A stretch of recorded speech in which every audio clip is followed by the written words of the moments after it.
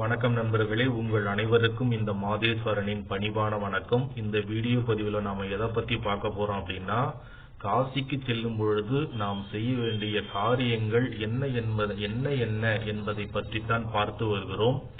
அந்த வகையில் என்னுடைய முன்றைய வீடியோ பதிவில் நான் தெளிவாக ராமேஸ்வரத்தில் செய்யக்கூடிய காரியங்கள் என்ன, அங்கே செய்யக்கூடிய பரிகாரங்கள் என்ன என்பதை மிகவும் தெளிவாக சொல்லியிருக்கிறேன். ஆகையால் அந்த வீடியோ பதிவை முழுமையாக பார்த்துவிட்டு பின்னர் இந்த வீடியோவிற்கு வாருங்கள்.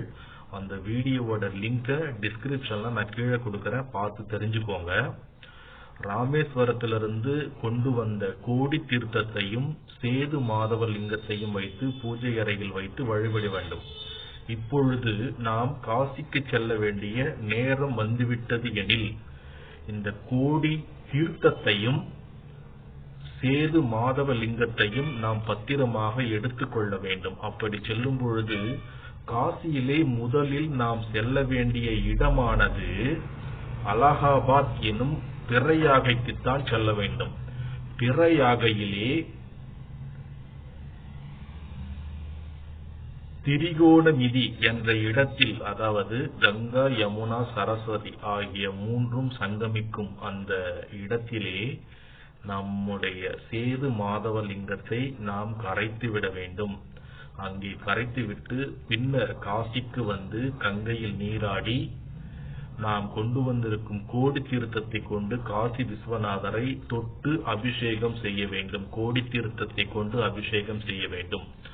அதன் பின்னர் அன்னபூரணி அம்மாள், காசி விசாலாட்சி அம்மாள், காலபைரவர், வாராகி அம்பாள் இவர்கள் அனைவரையும் வழிபட்ட பிறகு நாம் கயாவிற்கு செல்ல வேண்டும். காசி விஸ்வநாதர் கோயிலிருந்து கயாவிற்கு சென்று அங்கே நம்முடைய முன்னோர்களுக்கு தர்ப்பணம் கொடுக்க வேண்டும். அங்கே தர்ப்பணங்கள் கொடுத்து முடித்த பிறகு நாம் மறுபடியும் காசிக்கு வர வேண்டும். காசிக்கு வந்து மீண்டும் கங்கையில் நீராடி காசி விஸ்வநாதரை தரிசனம் செய்துவிட்டு அன்னபூரணி வழிபாடு முடிந்த பிறகு யாகசம் வாங்கி சாப்பிட்டு விட்டு மீண்டும் நாம் செல்ல வேண்டிய இடமானது அலகாபாத் என்னும் இடத்தில் இருக்கின்ற பிரயாகைக்குத்தான் செல்ல வேண்டும். அங்கே சென்று கங்கை நீரை ஒரு கேன்ல எடுத்துக்கணும். அங்கிருந்து கங்கை நீரை ஒரு கேன்ல எடுத்துக்கிட்டு நேரா நம்ம வீட்டுக்கு வந்துடணும். நம்ம வீட்டுக்கு வந்துட்டு மறுபடியும் நாம் என்ன பண்ணணும்னு கேட்டீங்கன்னா ராமேஸ்வரம் போகணும். இப்போ காசியில பிரயாக என்னும் இடத்தில் கங்கை நீரை நாம கொண்டு வந்திருக்கோம் இல்லைங்களா, அந்த தீர்த்தத்தை கொண்டு ராமேஸ்வரத்தில் உள்ள ராமநாத சுவாமிக்கு அபிஷேகம் செய்ய வேண்டும். இப்பொழுதுதான் நம்முடைய யாத்திரையானது முழுமை அடைந்துள்ளது என்பது பொருள். இப்படித்தான் காசியில் சென்று நம்முடைய யாத்திரை மேற்கொண்டு இந்த பிறவியில் நாம் செய்த பாவங்களை ராமேஸ்வரத்திலும், போன பிறவியில் நாம் செய்த பாவங்களை காசியிலும் கழித்துவிட்டு இப்பொழுது ஒரு பிறந்த குழந்தை எப்படி ஒரு புனிதமாக விளங்குகின்றதோ அதே மாதிரி நாம் புனிதம் அடைந்து விடுவோம் என்பது ஐதீகமாக இருக்கிறது. அதுவே பெரும் நம்பிக்கையாக இருக்கிறது. இந்த காரியங்களை செய்து முடித்த பிறகு நம்முடைய பாவங்கள் நம்மை விட்டு விலகி சகல 9 விதமான கிரகங்களும் நமக்கு மிகுந்த நன்மையை தேடித்தரும் என்பதில் எந்த ஒரு சந்தேகமும் கிடையாது. கிரகங்கள் கடவுளுக்கு கட்டுப்பட்டவை, அதே மாதிரி கடவுளும் கிரகங்களுக்கு கட்டுப்பட்டவை. கிரகங்களை கடவுள் படைத்தார் என்றாலும் கூட, உதாரணமாக திரு அம்பேத்கர் அவர்கள் சட்டங்களை இயற்றினார் என்றாலும் கூட அவர் அதே சட்டத்தை மதித்து நடந்தார். அதே போன்று கிரகங்களை கடவுள்தான் படைத்தார் என்று நாம் வைத்துக் கொண்டாலும் கூட அந்த கிரகங்களின் இயக்கங்களுக்கு கடவுள்கள் கட்டுப்பட்டு வந்தனர்.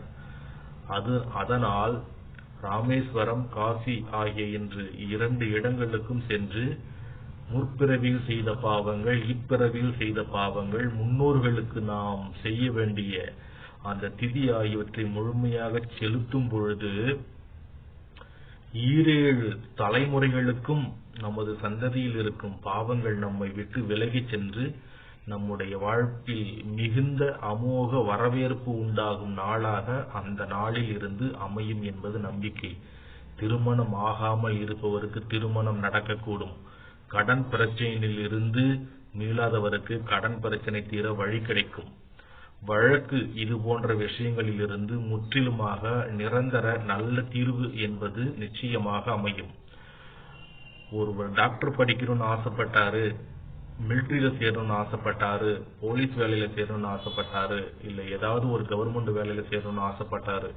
அப்படி என்றாலும் கூட இவை அனைத்தும் இந்த காரியங்களை செய்து முடிக்கும் பொழுது சகல விதமான கிரகங்களும் அந்த காசி விஸ்வநாதரின் அருளால் நமக்கு அனைத்துமே ஒன் பை ஒன்னாக நம்மை வந்தடையும் என்பது நம்பிக்கை இருக்கிறது. வாழ்வே போச்சு, இனிமே எனக்கு எதுவுமே இல்லை அப்படின்னு சொல்லி இருந்தவர்கள் கூட இந்த காரியங்களை செய்த பிறகு பித்ரு தோஷங்கள் என்று சொல்லக்கூடிய அந்த முன்னோர்களின் தோஷம், நாம் செய்த பாவங்கள் எல்லாமே கழிந்து ஒரு புனிதமான மனிதராக மாறிவிட்ட நிலையில் நமக்கு சகல விதமான 16 செல்வங்களும் வந்து சேரும் என்பதில் மிகுந்த நம்பிக்கையோடு நாம் செயல்பட வேண்டும்.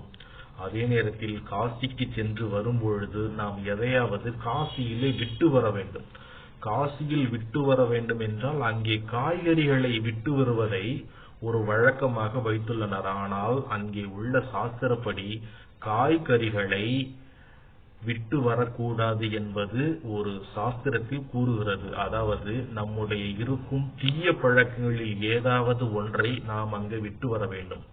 உதாரணமாக, நாம் மாமிசம் சாப்பிடும் நபராக இருந்தால் இன்று முதல் நான் மாமிசம் சாப்பிட மாட்டேன் என்று சொல்லலாம். அல்லது முன்கோபியாக இருந்தால் இன்று முதல் யாரிடமும் நான் முன்கோபம் கொள்ள மாட்டேன் என்றும், அல்லது ஆபாச வார்த்தைகளில் பேசி அடிக்கடி மற்றவர்களை துன்பம் செய்யக்கூடியவராக இருந்தால் ஆபாச வார்த்தைகள் இன்று முதல் நான் பேச மாட்டேன் என்று காசியிலே சத்தியம் செய்து பிரமாணம் செய்து வந்ததன் அடிப்படையில் நமக்கு நேரக்கூடிய பல்வேறு விதமான நன்மைகள் இங்கே கொட்டி கிடக்கிறது. இந்த உலகம் மிகவும் அழகானது.